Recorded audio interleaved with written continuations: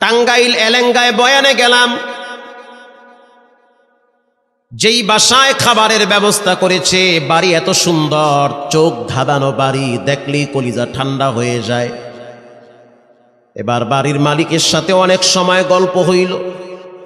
বাড়ির মালিক বলতে আছে, হুজুর আমি কাঁচা তরকারি বিক্রি করতাম, কাঁচা তরকারি বিক্রি করে করে আমার পেট চালাইতাম, কাঁচা তরকারি বিক্রি করে এত দামি বাড়ি কেমনে বানাইছেন? এক কথায় তার উত্তর হলো, তিনি বলল যে আমার রব আমাকে এই নিয়ামত দান করেছে, অল্পের ভিতরে বরকত বাড়ায়া দিছে। আমি বললাম কেমনে এই বরকত আসলো, কোন রাস্তা দিয়া? তিনি জবাব দিতেছে, প্রতিদিন সকালবেলা আমি সবজি কেনার জন্য গ্রামে যাই। কষ্ট হয় আপনাদের? সবজি, কাঁচা তরকারি, কদু, ঝিঙ্গা, তুরই, বটবডি, পেঁপে এগুলা কেনার জন্য আমি ভ্যান নিয়ে গ্রামে যাই। আমি রাত্র প্রায় 4টার সময় ঘুম থেকে উঠি। ঘুম থেকে উঠার পরে উজু বানাইয়া অল্প কিছু টাকা নিয়ে আমার ভ্যানটা নিয়ে আমি রাস্তা দিয়া চালাইতে চালাইতে চলে যাই সেই ক্ষেতের দিকে, গ্রাম্য বাজারে। আজান হয়ে গেলে ভ্যান রাইখে আমি নামাজের জন্য মসজিদে ঢুকে পড়ি। নামাজ শেষ হওয়ার পরে আবার আমার ভ্যান নিয়ে আমি আমার গন্তব্যে রওনা হই। ঘটনাক্রমে একদিন সুবহ সাবেকের আগে এখনো পর্যন্ত সূর্য ওঠে নাই। রাস্তা দিয়ে আমি হাঁটতেছি, কিছু দূর যাওয়ার পরে একজন বৃদ্ধা মহিলাকে দেখলাম লাঠিতে ভর দিয়ে দাঁড়িয়ে আছে। আমি ভয়ে পেয়ে গেছি। প্রথমে ভাবছি হয়তো কোনো জিন হতে পারে। সাদা কাপড় পরা, সাদা চুল, হাতে একটা লাঠি, সেটাও দেখি সাদা লাঠি। ভয়েতে আমার কলিজা মুখের কাছে চলে আসছে। মনে করছি হয়তো কোনো জিন হবে, না হয় কোনো ফেরেশতা হবে। পরে বুঝলাম না, সে মানুষ। কাছে গেলাম, সে আমার দিকে হাতটা বাড়ায় দিল। 5টা টাকা দাও, 1 পিস রুটি কেনার মতো টাকা আমার কাছে নাই। গরিব মানুষ আমি। অনেকের দরবারে হাত পাচ্ছি, কেউ দেয় নাই। তুমি নামাজিওয়ালা মানুষ, দেখছি মসজিদ থেকে বের হয়েছ, তোমার কাছে হাত বাড়াইছি, ফিরাইয়া দিও না। 5টা টাকা হইল, আমাকে তুমি দাও, 2 পিস রুটি কিনে খাবো। হুজুর বিশ্বাস করেন, তখন আমার পকেটে মাত্র 5টা টাকাই ছিল, আর কোনো টাকা ছিল না। আমি সিদ্ধান্ত নিলাম, ফজরের নামাজ পড়ছি, মনটাও ভালো লাগতেছে। একজন গরিব মহিলা মানুষ 5টা টাকার জন্য হাত বাড়াইছে, যাক আজকের সকালের নাস্তা আমি করব না, 5টা টাকা আমি তাকে দান করে দিলাম।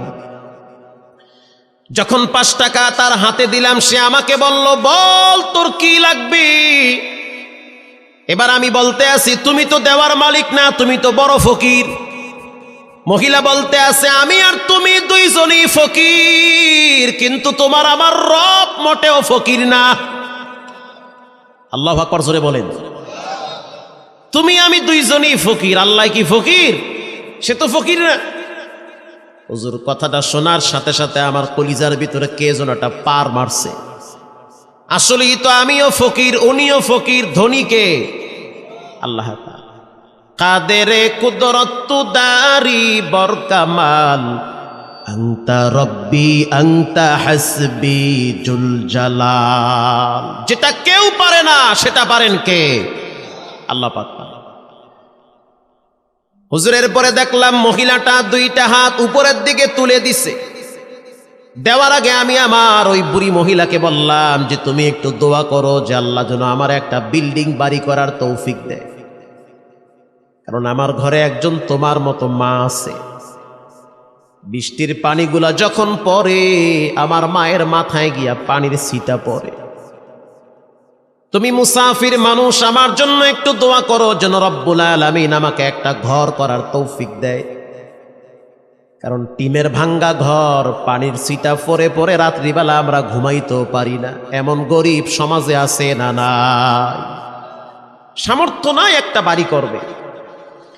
এবার বুড়ি মহিলা 2 হাত তুলে দিয়া বলতে আছে, আল্লাহ এখনো পর্যন্ত সকালের সূর্য উঠে নাই, এখনো পর্যন্ত দোয়ার দরওয়াজা ক্লিয়ার আছে। আল্লাহু আকবার। আমি একজন বুড়ি মহিলা, জানি আমি দুর্বল, তুমি তো মোটেও দুর্বল না। অতএব তুমি আমার দোয়াটা কবুল করে নাও, এই সবজিওয়ালার জন্য ভালো একটা বাড়ি করার তৌফিক দান করো। হুজুর বিশ্বাস করেন, এরপর থেকে প্রতিদিন আমার ইনকামের ভিতরে কেমনে জানি আল্লাহ পাক ডাবল বরকত বাড়ায় দেয়। আমি আস্তে আস্তে কিছুদিন পরে দেখলাম ব্যবসায় খালি উন্নতি হচ্ছে। 4-5 দিন পরে আমি ভ্যান বাদ দিয়া টমটম নিলাম, মাল বোঝাই করে ঢাকায় পাঠাই। যখন দেখলাম টমটমেও সাপ্লাই দিয়া কুলাইতে পারি না, তারপরে আমি পিকআপ নিলাম। পিকআপে মাল লোড করে যখন কুলাইতে পারি না, তারপরে আমি ট্রাক লোড করলাম। কন্টিনিউ এখন প্রতিদিন 8-10 ট্রাক আমার সবজি কারণ বাজারে চলে যায়। আর আল্লাহ পাক এত বরকত দিয়েছে, প্রায় 2 কোটি টাকা খরচ করে আমি এই সুন্দর বাড়ি বানিয়েছি। আরো জোরে সুবহানাল্লাহ। দেওয়ার মালিক কে? আমি আপনাদের পাশে এক এলাকায় আসছিলাম, নন্দীগ্রাম ধনদার বাজার মনে হয়, ধনদার একটা আছে না একদম বাজারে, এই গত সপ্তাহে মনে হয় ধনদার বাজার। সেখানে একজন ব্যবসায়ী আছে, তিনি শ্যামবাজারে আলু পাঠায়। আলু আছে না আপনার দেশে? আলু দেখতে মনে হয়েছে খয়রাতি। ওরে আল্লাহ, দেখি হে কয়েক কোটি টাকার মালিক। দেখলে মনে হয় না, মনে হইতেছে ওই খেদ্দে উঠতেছে। পরে দেখলাম কন্টিনিউ তার কয়েক ট্রাক আলু ঢাকায় ঢুকে দৈনিক এই সিজনে। আল্লাহু আকবার। তিনি আমার হিসাব দিল, হুজুর আজকে আমার লাভ হয়েছে 2 লক্ষ টাকা। 2 লাখ পুরা মাহফিলের খরচ আমি একাই দিই। আল্লাহু আকবার। একদিনের লাভ। তিনি আমার টেলিফোন করছে, হুজুর কদ্দুর আইছেন? গত জুমার দিন। আমি বললাম যমুনা পার হইছি। আমি তো মির্জাপুর একটা জায়গা আছে না, মির্জাপুর বাজারে আছি আমি তো বেটাইমে মির্জাপুর কে? মাহফিলের কার্যক্রম চলতে আছে, আমার ব্যবসা তো বন্ধ নাই, সেটাও চলতে আছে। তার মানে কি? মানে হইছে আজকে আমি কয়েক ট্রাক আলু ঢাকায় পাঠাইছি। তখন বুঝলাম আল্লাহ পাক কাকে কোথা থেকে কিভাবে কপাল খুলে দিবে এটা কেউ জানে না, জানেন কে? আল্লাহ তাআলা। ওয়া আম্মাস সাইলা ফালা তানহার। কেউ যদি সাইল করে, না বইল না। যে তোমার কাছে হাত পাতে অবশ্যই তোমার চেয়ে সে দুর্বল।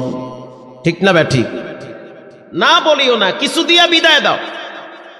আল্লাহ রাব্বুল আলামিন বলেন, ইয়াতলুনা কিতাবাল্লাহ, নিশ্চয়ই যারা কোরআন তেলাওয়াত করে, ওয়া আকামুস সালাহ, 2 নম্বরে যারা নামাজ পড়ে, ওয়া আনফাকু মিম্মা রাযাকনাহুম সিররা ওয়া আলানিয়াতান ইয়ারজুনা তিজারাতান লান তাবুর। 3 নম্বরে যারা আল্লাহর রাস্তায় দান করে, 3 গুণ যার ভিতরে থাকবে, রব্বুল আলামিন বলেন সে সফল, তার ব্যবসাটা লাগবে না। চিৎকার বের বলেন আল্লাহু আকবার। সে সফল, কামিয়াবি। এজন্য ভাইরা আমার, কোরআন তেলাওয়াত কখনোই অবজ্ঞা করা যাবে না। নিয়মিত কোরআন নিজেও পড়েন, সন্তানদেরকে পড়ান। বর্তমান শিক্ষানীতি ভয়াবহ শিক্ষানীতি। মনে করিয়েন না যে ফকিরের ছেলে মেয়ে মাদ্রাসায় পড়ে। না না, আমি যদি আপনাকে লিস্ট দেই আপনি তো আশ্চর্য হয়ে যাবেন। বর্তমান কয়েক ডজন এমপি আছে যাদের ছেলে মেয়ে কোরআনের হাফেজ, আলেম। আমি কয়েকজনের নাম বইলা দেই। কুড়িগ্রাম রানিং বর্তমান যিনি এমপি, সদরের এমপি যিনি, তার 2 সন্তান, দুটোটাই কোরআনের হাফেজ, মাওলানা, মুফতি। সুবহানাল্লাহ। বাইতে গিয়ে কইেন, আমার আওয়াজ মনে হয় আপনারা বুঝেন না। সাউন্ড বুঝেন, অত ক্লিয়ার বোঝেন না, তাই না? না ভালো বোঝেন, সেটাও বুঝেন না। আওয়াজ যে বোঝেন না, সেটাও বুঝেন না। আমার কথা কি আপনারা বুঝেন? ভাই কথা বুঝে, আর আওয়াজ বুঝে? মাশাআল্লাহ, যাক আপনারা বুঝেন। এরপরে ময়মনসিংহ নাম শুনছেন না? মোমেন শাহী, এই যে সিংড়ার পরে, তাই তো? কাছে না দূরে? কত দূরে? ওই যে তারাস না, ওই ময়মনসিংহ অনেক দূর। সেখানে একটা থানার নাম আছে ভালুকা, নাম শুনছেন না? এটা মাথায় দেয় না খায়, এলাকার নাম ভালুকা। সেই ভালুকার বর্তমান যিনি রানিং এমপি, যেমনে হোক এমপি হয়েছে তো, কথা কন না কা হয়েছে না? তার সন্তান কোরআনের হাফেজ, একটা মেয়ে ওটাও আলেমা হাফেজা। সুবহানাল্লাহ, আশ্চর্য হয়ে গেল। র্যাবের সিনিয়র অফিসার, কোরআনের হাফেজ, আলেম, কিচ্ছু লাগবে না। ঢাকায় মার্কাজুল ফুরকানে একদিন যায়েন, মুগদা একটা মাদ্রাসা আছে মার্কাজুল ফুরকান ইন্টারন্যাশনাল। আপনি ঢুকলে মনে হবে আর এক জগতে গেছেন গা। গিয়া দেখবেন ডিবির বড় বড় অফিসার বয়া রয়েছে ভাত লইয়া, র্যাবের বড় বড় অফিসার বসে আছে ভাত নিয়ে, ছেলেদেরকে ভাত দিতে আসছে। সচিব বসে আছে সন্তানের জন্য নাস্তা নিয়া। আশ্চর্য হয়ে গেলাম, মনে করছি ফকিরের ছেলে মেয়ে মাদ্রাসায় পড়ে, তারা জবাব দিতেছে বর্তমান সামাজিক যে অবস্থা, ম্যাক্সিমাম ছেলে মেয়েরা নেশার সাথে জড়িত হয়ে যাচ্ছে। ক্লাস 7-এ পড়ে সেও দেখি বিড়ি খায়, আছে না নাই? ক্লাস 6-এ পড়ে সেও দেখি সিগারেট খায়, নেশার সাথে জড়িত হয়ে যাচ্ছে। মা বাবাকে মূল্যায়ন করতে চায় না। স্কুল থেকে কলেজে উঠলেই বলে আমার সিদ্ধান্ত আমি নিব, তুমি বোঝার কেডা? কথা কন না গা, মানে অনেক পণ্ডিত হয়ে গেছে। আবার একটা সময় দেখা যায় শিক্ষিত ছেলে মেয়েরা মা বাবাকে বৃদ্ধাশ্রমে রেখে আসে। হুজুর, এই দৃশ্যগুলো দেখার পরে কলিজার ভিতরে কামড় মারে। না জানি আমাদের ছেলে মেয়েগুলা নষ্ট হয়ে যায়। এজন্য সিদ্ধান্ত নিছি, ব্যারিস্টার বানাবো, জজ বানাবো, উকিল বানাবো, বড় বড় টেকনিশিয়ান বানাবো। প্রাথমিক শিক্ষা আমাকে কোরআন থেকে দিতেই হবে। কোরআন থেকে প্রাথমিক শিক্ষাটা দেওয়াই লাগবে। যদি না দেন, একটা সময় দেখবেন ছেলে আর মানুষের পর্যায়ে নাই, অমানুষের কাতারে চলে গেছে।